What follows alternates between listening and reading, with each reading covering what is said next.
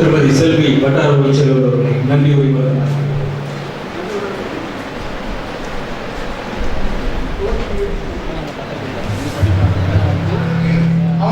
அவருடைய ஊராட்சியை ஒரு வெற்றிகரமான ஊராட்சி, ஒரு சுகாதாரமான ஊராட்சி என்று உருவாக்க வேண்டும் என்றால் முதலில் செய்ய வேண்டியது ஒண்ணு, அந்த தூய்மை காவலர்கள் நியமிக்கிறோம். இன்னைக்கு 3 நாள் வேலையில் அவங்களுக்கு வந்து 183 ரூபாய் 3 நாள் தரும். மீதி 200 நாளுக்கு 182 ரூபாய் நம்ம பிபிஆர்எஸ் மூலமா தரப்படும். அப்படின்னா 300 நாளுக்கான வேலை உறுதி அவருக்கு தருகிறோம். 300 நாளைக்கு என்று பார்த்தா 18,300 ரூபாய் 3 நாள் போயிட்டு இன்னைக்கு கிட்டத்தட்ட ஒரு 50,000 84,000 ரூபாய் அவருக்கு சம்பளம் கொடுக்க போறோம்னால் அவர் டிப்டா பாஸாக வந்து நிற்கிற மாதிரி இருக்கக்கூடாது. அப்படி அந்த ஊர்ல இருக்க குப்பைகளை அவர் எடுத்து அதை அகற்றி அதை எடுத்து போய் அந்த தொட்டியிலே கொட்டக்கூடிய அந்த நபராக இருக்க வேண்டும் என்று நான் பேண்ட் ஷர்ட் கூட அதான் தொட மாட்டேன்றவர் எடுத்து உனக்கு வேண்டியவர் எனக்கு வேண்டியவர் அவரை போட்டு விடக்கூடாது. அந்த கிராமத்திலே இருக்கும் அந்த சுகாதார கழிவுகளை அவர் அகற்றுபவராக இருக்கணும், இறங்கி வேலை செய்வதாக இருக்கணும். எல்லாருமே மேலாண்மை பார்த்து போக முடியாது. அவர் இறங்கி வேலை செய்யணும் என்றால் அது போன்ற தூய்மை காவலர்களை நாம் நியமிக்க வேண்டும். இன்றைக்கு இந்த மாவட்டத்துடைய மக்கள் தொகை வந்து ஒரு 17,85,000 பேர் இருக்கு. 17,85,000 2014 சென்சஸ்ல. இன்றைக்கு இந்த 50 பஞ்சாயத்துகளில் 50 ஊராட்சிகளில் நம்ம 3 லட்சம் மக்களை கவர் பண்றோம். 3 லட்சம் மக்கள் கிட்டத்தட்ட 20% இந்த மாவட்ட மக்களை உங்களுடைய ஊராட்சிகள் மூலமாக நான் அந்த திடக்கழிவு மேலாண்மைக்குள்ள எடுக்கணும். அப்படி என்றால் அந்த திடக்கழிவு மேலாண்மை மிகவும் சிறப்பாக நடக்க வேண்டும் என்றால் ஒரு நல்ல டிவோட்டடா இதுக்காக வேலை செய்கிற ஒரு தூய்மை காவலரை செய்ய வேண்டும். சப்போஸ் வீடியோ செலக்ட் பண்ணியிருக்காரு, சார் இவரோட இவர் சிறப்பாக இருப்பாரா அப்படின்னு சிறப்பாக இருக்க நியமிக்கணும். இல்லை எந்த விதமான மாவட்ட நிர்வாகத்தை வந்து இவரை போட்டு அவரை போட்டுல கிட்டத்தட்ட நீங்கள் 56,000 ரூபாய் சம்பளம் கொடுப்போம். 56,000 ரூபாய் சம்பளம் வாங்குறவர் அதை அந்த குப்பைகளையும் கழிவுகளையும் எடுத்து அந்தந்த இடத்துல போடக்கூடியவரை நியமிக்க வேண்டும். இது முதல். ரெண்டாவது, அந்த கிராம குக்கிராமத்தில் ஒரு குடி இருக்க வேண்டும். நான் வல்லநாட்டில் இருக்கேன், செய்திநல்லூர் வரேன் அப்படின்னு இருக்கக்கூடாது. அந்த குக்கிராமத்தில் இருந்தாலும் அவர் கண்ணால் பார்ப்பார், இந்த குக்கிராமத்தில் இந்த பிரச்சனை இருக்குது, நம்ம காலையில் போய் கிளீன் பண்ணணும். பக்கத்து குக்கிராமத்தில் அங்கிருந்து 3வது குக்கிராமத்தில் இருந்து பஸ் ஏறியோ ஸ்கூட்டர் ஏறி வரதா இருந்தால் அந்த திடக்கல்வி மேலாண்மை நடக்காது. அப்படி என்றால் ரெண்டாவது, அந்த குக்கிராமத்தில் இருக்கக்கூடிய நபரை தான் நாம் கேட்டிருக்க வேண்டும். அதுபோல நபர் இல்லை என்றால் அதுக்கப்புறம் நீங்க அடுத்த போகலாம். அதுபோல நபர் இல்லாத கிராமங்கள் இருக்காது. ஏனென்றால் இன்றைக்கு 100 நாள் வேலை ஆண்டுக்கெல்லாம் 18,000 ரூபாய் கொடுக்குற நம்ம இந்த பர்டிகுலர் நபருக்கு வந்து கிட்டத்தட்ட 300 நாள் வேலை கொடுக்கும். அப்படி என்றால் 300 நாளைக்கு நல்ல நபர்கள் வரலாம். இன்னைக்கு வந்து 2,000 ரூபாய்க்கு டேட்டா என்ட்ரி பண்ணுறதுக்கு நம்மளுடைய பொது சேவை மையங்கள் ஆள் வருது 2,000 ரூபாய்க்கு.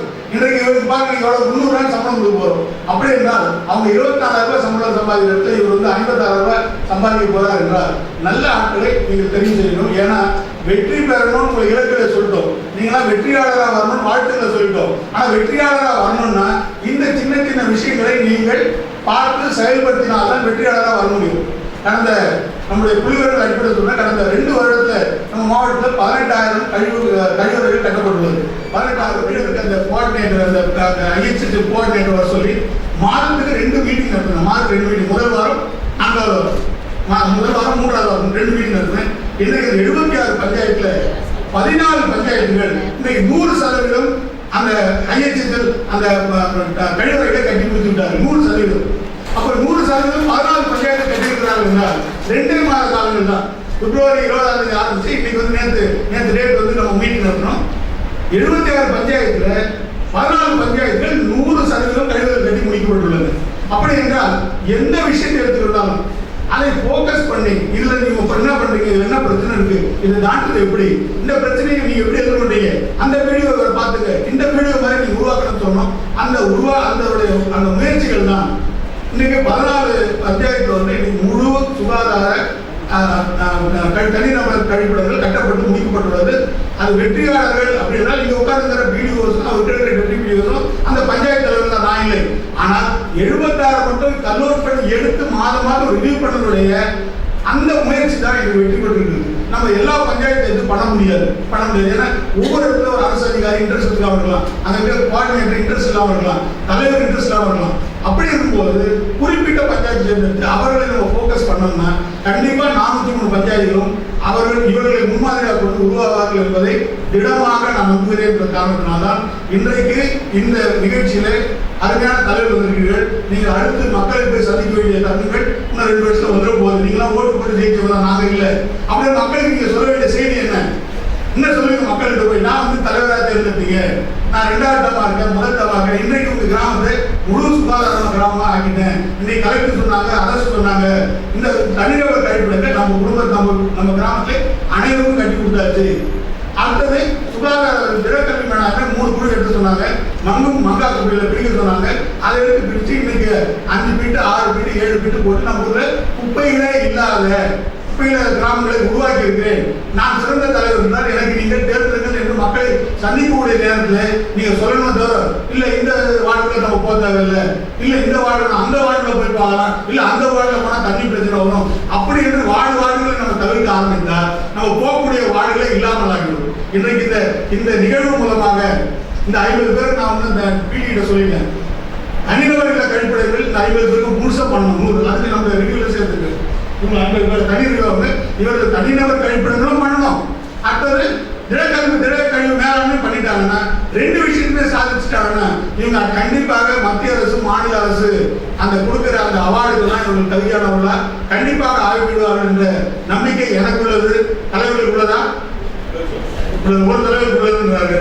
நீ 49 தலைவர் நம்ம அந்த மக்களிடம் நம்பிக்கை பெற்று சிறந்த பஞ்சாயத்து தலைவராக நான் உருவாக வேண்டும்.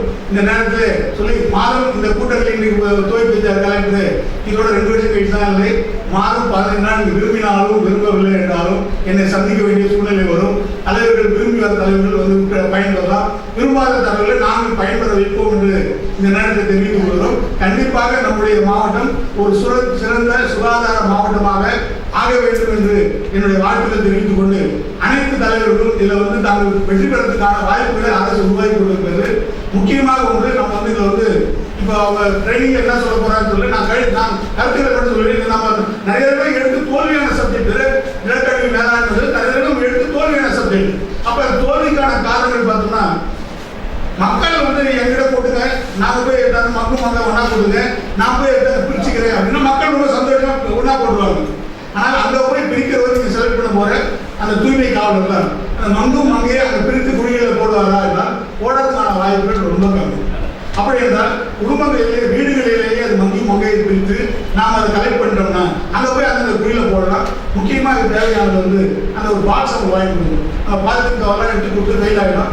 ஒரு பிளாஸ்டிக் ட்ரே ஒரு பாக்ஸ் வந்து வாங்கி கொடுத்தோம்னா முதல்ல வந்து நான் ஒரு 4-5 வீடியோவில் சொல்லியிருக்கேன். பெரிய பெரிய கம்பெனிகள் இருக்கிறார்கள், அந்த கம்பெனியில் பஞ்சாயத்து தலைவர் வீடியோ போய் அந்த கம்பெனி கொடுத்து எங்கள் ஊரில் 100 குடும்பங்கள் இருக்குது, 100 டப்பா 75 ரூபா 100 டப்பா உங்கள் பேரெல்லாம் போட்டுங்க, எங்கள் கிராமத்தை முழு சுகாதார கிராமமாக நாங்கள் அரசு அறிவித்திருக்காரு, நான் தான் பஞ்சாயத்து தலைவர், உங்கள் பேரை போட்டு நீங்கள் பாக்ஸ் அடிச்சிங்க, அந்த பாக்ஸ் ரொம்ப பேர் போடுங்க, அது எங்களோட சந்தைகளை எங்கள் பஞ்சாயத்து பேர் போடுங்க. இந்த குடும்பங்கள் எல்லாம் மங்கும் மங்கிட்டு 2 பாக்ஸ் கொடுத்தா 2 அந்த டப்பு கொடுத்தா போதும், இல்லை என்றால் ஒரு டப்பு கொடுத்தா போதும், மங்கு மட்டும் நான் யூஸ் பண்ணுவோம், மங்காத நான் தனியாக ட்ரெயில வாங்கிக்கிறோம். அப்படி என்று அந்த குடும்பங்களுக்கு பெரிய பஞ்சாயத்து கஷ்டப்படுவார்கள். இன்னைக்கு பார்த்தா கயத்தாறு ஊர்லாம் 3 பஞ்சாயத்து வந்திருக்காங்க. ஸோ இவர்கள் எல்லாம் இந்த ஒட்டப்பிடாரம் இது போன்ற பகுதியில் இருக்கவங்களாம் கண்டிப்பாக இது போன்ற கம்பெனிகளை இப்போ அந்த தலைவர்கள் யோசிக்க ஆரம்பிச்சு இந்த கம்பெனியில போய் வாங்கிடலாம் யோசிக்க ஆரம்பிச்ச தலைவர்களாக இருப்பாங்க. மக்களுக்காக நல்லது செய்கிறோம், மக்களுக்காக கப்பல் எதுவும் இல்லை, அவரே வாங்க நீங்க வாங்க தேவையில்லை, எங்கிட்ட பணம் வந்து கொடுத்த தலைவரே நான் கம்பெனியை நான் வாங்கிக்கலாம் தயவு செய்து சொல்லாதீங்க. அது சொல்லிட்டு அதில் ஒரு ஊழல் ஆயிடுச்சுன்னு சொல்லுவாங்க. கலெக்டர் சொன்னாரு பண்ணி கழிச்சு ஒரு ஊழல் போய் நிறுத்த கூடாது.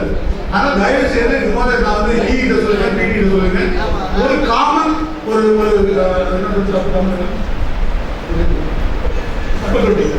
பிளாஸ்டிக் பொருள் நல்ல கம்பெனியுடைய எவ்வளவு ரேட் நெட்ல இருந்து ஈஎஃப் சொல்லுங்க. இந்த முழு சுகாதார திடக்கழிவு மேலாண்மை ஆரம்பிக்கிறோம்னா முதல் மக்களை நாம் பயிற்றுவிக்க வேண்டும், அவர்களே மங்கும் மங்கா பிரிக்க வைக்க வேண்டும். இல்லை என்றால் நம்மால் மொத்தமாக வந்து மங்கத்தையும் மங்காத்தையும் பிரிக்க மாட்டாரு, அப்படியே மங்காத கோயிலுக்கு விட்டு போடாரு, அதை பாலித்தீன் கவர்லாம் போய் மாட்டிக்கணும். அப்படி இருந்தால் முதல்ல அந்த டப்பை வாங்கி கொடுக்கணும், அட்லீஸ்ட் ஒரு டப்பை வாங்கி கொடுக்கணும், ஒரு பக்கெட் வாங்கி கொடுக்கணும், மங்காத கூட அதை போட்டுக்கணும். மங்காத நம்ம பிளாஸ்டிக்ல டப்பில் பிளாஸ்டிக்ல நம்மளே கலெக்ட் பண்ணிக்கலாம். எடுத்தாந்து அதெல்லாம் கலெக்ட் பண்ணி ஒரு ட்ரைசைக்கிள் கொடுக்குறோம். இந்த மாவட்டத்துக்கு வந்து கிட்டத்தட்ட 245 3 சக்கர வாகனம் ட்ரைசைக்கிள் கொடுக்க போகிறோம். அதை போட்டி நம்ம எடுத்தாந்து அந்த குப்பை அந்த விட்ட போகிற அந்த இதில் கழிவுகள் அந்த டப்பில் அந்த பிட்டில் மங்கத்தை தனியாக போடணும், மங்காத தனியாக போடணும். இன்றைக்கு மொத்த தூய்மை காவலர்கள் 497 பேர் 50 பஞ்சாயத்தில் 497 பேர் நியமிக்க போகிறோம். அப்போ 497 பேர் 50 பஞ்சாயத்தில் நியமிக்க போகிறோம்னா ஒரு பஞ்சாயத்துக்கு 10 பேர் 10 பேர் குறைந்தபட்சம், ஆவரேஜா 10 பேர் வராங்க. குறைந்தபட்சம் 3 நாளுகளும் அதிகபட்சமா 30-40 வருது. அப்படி என்றால் அவ்வளவு தூய்மை காவலர்களும் அவளை பணி செய்கிறார்களா என்பதை அந்த அந்த அந்த தலைவரும் அதற்கு அரசு அதிகாரிகளும் அந்த VPRCயும் அந்த PLF தான் அவங்களை கண்காணித்து கொள்ள வேண்டும். ஏற்கனவே இன்றைக்கு மாப்பிள்ளை குடி போல பஞ்சாயத்தில் 2 ஸ்வீப்பரே இல்லாமல் இருந்த இடங்கள் இவ்வளவு பெரிய ஆபரேஷன் 80,000 பேர் 70,000 பேருக்கு ஆபரேஷன்ல 2 ஸ்வீப்பர் தான் வச்சிருந்தோம். இன்றைக்கு அதனால தான் நம்ம புதூர்லையோ விளாட்டுக்குளத்தையோ இங்க மாப்பிள்ளை குடியோ இல்ல இந்த சைட்ல முள்ளக்காடுலையோ டெங்கு காய்ச்சலை நம்ம கட்டுப்படுத்த ரொம்ப கஷ்டப்பட்டோம். ஏன்னா 2 பேர் அந்த தூய்மை இந்த ஸ்காவஞ்சர்ஸ் அதுக்கப்புறம் 10 பேர் நம்ம கொடுத்து போனோம். இன்றைக்கு இந்த நிலையில இன்னைக்கு மாப்பிள்ளை கூட ஒரு 50 பேருக்கான ஆணைகள் அவங்களுக்கு கொடுக்க போறோம். தூய்மை காவலர்கள் நியமிக்க போறோம்னா இது போன்ற பஞ்சாயத்துகளை சுகாதார மேம்பாட்டுக்காக இன்றைக்கு நம்ம மாவட்டத்தில் 497 பேர் இந்த 50 பேர் கிடைக்கிறாங்க. ஆவரேஜா 500 பேர் 50 பேருக்கு அப்படின்னா 10 பேர் ஒரு கிராம பஞ்சாயத்து வருகிறார்களா அந்த கிராமம் எவ்வளவு தூய்மையான கிராமமாக இருக்க வேண்டும் நீங்க மனசுல கொஞ்சம் கற்பனை பண்ணி பாருங்க. 10 பேர் கண்ட்ரோல் வராங்க, தூய்மையாக வச்சுக்கிறதுக்கான வாய்ப்புகள் இருக்கு, ட்ரைசைக்கிள் இருக்கு, இவ்வளவு அதிகாரிகளும் இவ்வளவு VPRC அண்ட் PLF உங்களோட உடன்பாடு உங்களோட வேலை செய்ய போறாங்க என்றால் இது ஒரு நல்ல சந்தர்ப்பம். இந்த நல்ல சந்தர்ப்பத்தை பயன்படுத்தி கொண்டு மேலே வருவதற்கான வாய்ப்புகள் தலைவர்கள் கொடுக்கப்படுகிறது. அந்த தலைவர்கள் இந்த நல்ல சந்தர்ப்பத்தை பயன்படுத்தி மேலே வர வேண்டும். நீங்கள் மேலே வருவது எப்படி என்றால் அந்த ஊர் சுகாதார ஊராக முழு சுகாதார கிராமமாக அறிவிக்கும் பட்சத்தில் இந்த தலைவர் தான் சிறந்த தலைவர். ஊர் உங்களை மெச்சும். எங்களை யார் அதிகாரிகள் மெச்ச போதில்லை, உங்களை ஊர் மெச்சும். அந்த மெச்சும் அந்த பேச்சை நீங்கள் எழுத வேண்டும், எட்ட வேண்டும். கண்டிப்பாக 50 ஊராட்சிகளும் கண்டிப்பாக முழு சுகாதார கிராமமாக அதை எடுத்துக்கொண்டு வருவோம் என்று உறுதியேற்ற பின் தான் நீங்கள் வெளியே செய்ய வேண்டும். அடுத்த 10 நாள் திருப்பி அடுத்த கூட்டத்தில் வரும்போது உங்களுடைய கருத்துக்களையும் ஆக்கப்பூர்வமான செயல்பாடுகளும் எனக்கு உணர்த்துவீர்கள் என்ற நம்பிக்கை எனக்கு உள்ளது. உங்களை அந்த அந்த வேகத்தோடு நீங்கள் இன்றைக்கு பயிற்சி எடுத்துக்கொண்டு செல்ல வேண்டும். அரசு துறை அதிகாரிகள் PDO டெப்டி PDO நாம் எப்படி நம்ம ஒருத்தர் க்ளோஸா ரிவ்யூ பண்ணுவோம், கண்டிப்பான முயற்சிகள் அவர் வெற்றி பெறுவார்கள் என்ற நம்பிக்கை. ஒரு கிராமத்தில் நேற்று பார்த்தோம்னா ஒரு தலைவர் உட்கார்ந்து தனிநபர் கழிப்பிடங்களை 175 தனிநபர் கழிப்பிடங்களை தலைவராக அந்த PDO உட்கார்ந்து செயல்படுத்துகிறார்கள் என்று நேற்று கூட்டத்தில் கேள்விப்பட்டேன். 175 ஒரே கிராமத்தில் ஒரு தலைவர் உட்கார்ந்து மக்களோட மக்களாக பேசி 175 தனிநபர் கழிப்பிடங்களை கட்டுகிறார்கள் என்றால் தலைவர்கள் நினைத்தார்கள் என்றால் தலைவர்களோடு நம்முடைய அரசு ஊழியர்கள் இணைந்தார்கள் என்றால் கண்டிப்பாக மறுமலர்ச்சி ஏற்படும். அரசு ஊழியர்கள் உங்களோட இணக்கமாக இருப்பதற்கு நான் பொறுப்பு, நீங்கள் அவரோட இணக்கமாக இருந்து இதை செயல்படுத்துவதற்கும் நான் தான் பொறுப்பு என்ற நேரத்தை தெரிவித்து அனைவரும் இன்புற்று வாழ்த்தி அமர்கிறேன். நன்றி, வணக்கம்.